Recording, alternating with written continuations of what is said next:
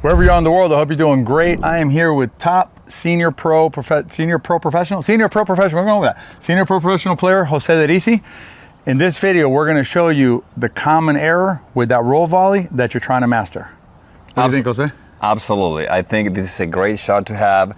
It's an advanced shot. It's a very exciting shot that we want you to have it, but we're gonna cover how to do it and how not to do it. All right, let's get on the court and check it out. Let's go.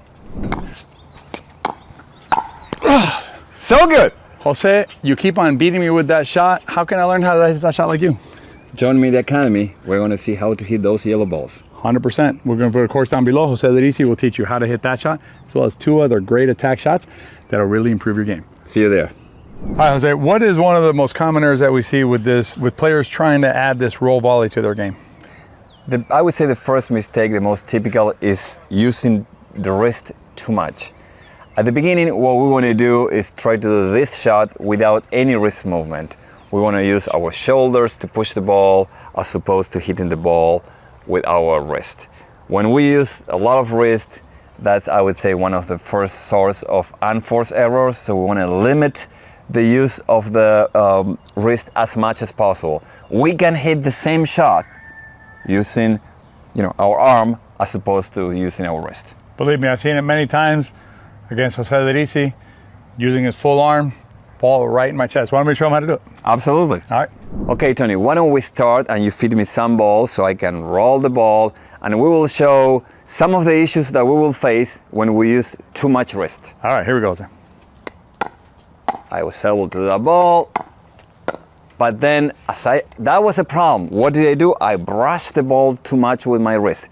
Too much wrist movement, I lost control. Remember, too much wrist equals unforced errors once in a while. So basically, it's the opposite of consistency. Let's show another example. I can hit the ball well there, but as I hit the ball there, what happens is I went overly cute, using too much wrist, and again, another source of unforced errors. So that's when our shots become a little erratic. We will hit great shots using wrist, but also we will have unforced errors. Let's show a couple more. That's a good one. But then as I go there, too much wrist, I try to pull the ball there, but as I use too much wrist, the ball went fairly wide. What do you think, Tony? That was a really good demonstration. Let's talk a little bit, you talked about brushing up on the ball, and that's a concept that players have heard it maybe, but maybe they don't have a full understanding. Let me grab a ball while we talk about it. So the idea is to brush up to create the spin that's called topspin, correct? Yes. So let's talk a little about that. Why don't you take this ball and maybe walk us through a little bit, just the mechanics of brushing up and what we're trying to accomplish. Exactly. So as Tony said, brushing equals we want to create topspin. So in order to do that, we want to start with the paddle well below the ball. So if I'm going to start hitting those shots here, I see a ball coming in here. I want to start with my swing well below the ball and with the paddle facing down. So as I hit the ball, I'm rotating the paddle and I create this brushing, meaning the ball stays a fraction of a second longer in the paddle, and I can go around the ball, and that friction creates topspin. But the issue that we're seeing, so the issue isn't about brushing up on the ball.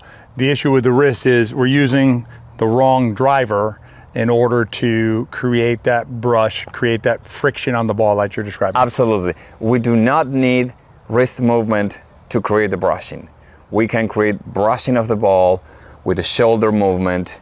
That's why the way to do it is go from low to high. We start with the paddle low and we move like this. You see my wrist? It's not moving at all. And I can create the same brushing without moving my wrist. Wrist equals unforced errors and erratic shots. All right, let's show it. Nice shot. You see, I'm not moving my wrist. And I can go anywhere too. I can go with these short balls and I'm not moving my wrist. And I can create even a more speed up, or I can lob it. There are different things and I'm still not moving my wrist. So that was really helpful stuff. I mean, those errors from that wrist, it's crazy, right? Absolutely. I think this is a very exciting shot, and because we get excited by definition with this shot, we tend to overdo it. So, but hopefully what we cover will help you of not having those mistakes. Absolutely. And if you want to get all of Jose's teachings, remember, he got an entire course inside the Better Pickleball Academy. There's a link down below and up here. Jose, thank you very much for helping us with that too. Thank you for having me. Always a treat.